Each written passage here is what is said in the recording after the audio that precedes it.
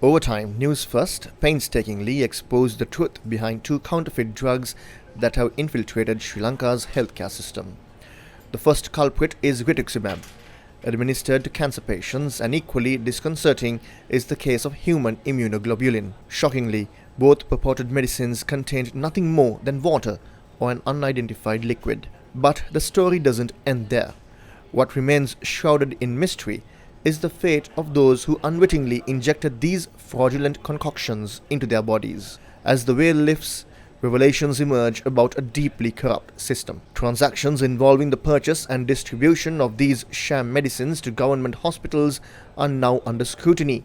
Lakmini Girihagama, the Deputy Solicitor General of the Attorney General's Department, apprised the court of the investigations conducted by the detectives of the Criminal Investigations Department. The crux of the matter lies in the intricate transactional details that have recently come to light.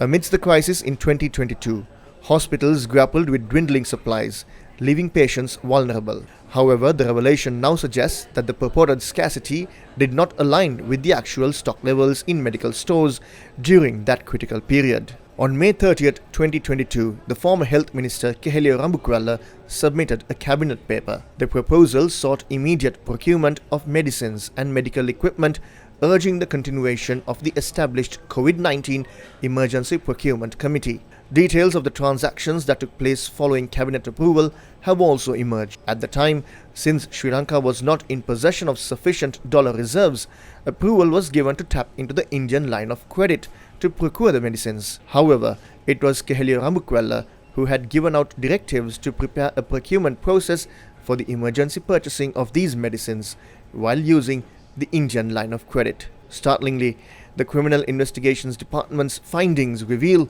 that Minister Rambukwella instructed the dismissal of existing medicine orders. Instead, he mandated the acquisition of medicines for the next 3 months, bypassing established protocols. Recent investigations have shed light on a complex web of events surrounding medicine procurement in Sri Lanka. On September 22, 2022, Keheliya Rambukwella, in consultation with senior health authorities and private suppliers, initiated discussions to draft a cabinet memorandum outlining the purchase of medicines from private suppliers. The infamous September 26, 2022 cabinet paper proposed the establishment of an uninterrupted medical supply service within Sri Lanka. Shockingly, it revealed that 182 essential medicines were unavailable for even a month. Furthermore, it predicted substantial losses in medicine stocks within 3 months. As a remedy for the perceived medicine shortage, the decision was made to allow private suppliers in Sri Lanka to import medicines using the Indian credit facility. Disturbingly, this emergency provision bypassed the registration process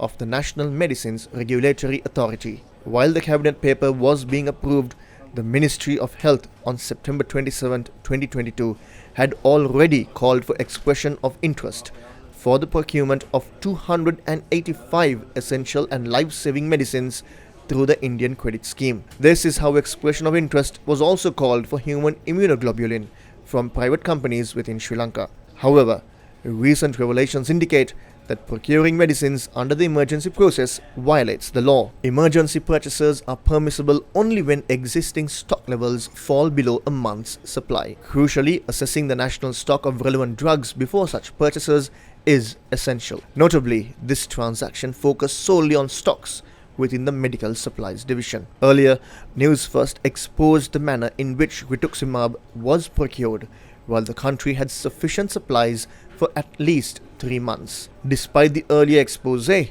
situation escalated. On the 25th of October 2022, new cabinet paper emerged, declaring an emergency due to a shortage of 317 critical medicines. Shockingly, some of these drugs were previously approved for import during the alleged scarcity. Expression of interest was called to procure medicine through the Indian loan facility hit a roadblock. Instead, funds were diverted from other sources bypassing the intended loan facility. This is because intricate web involves long-standing observations tied to the Indian High Commission. The price tag of rituximab stands at a staggering 107,911,481 rupees. Even more alarming, 36,381,875 rupees was paid for a mere 900 vials of human immunoglobulin.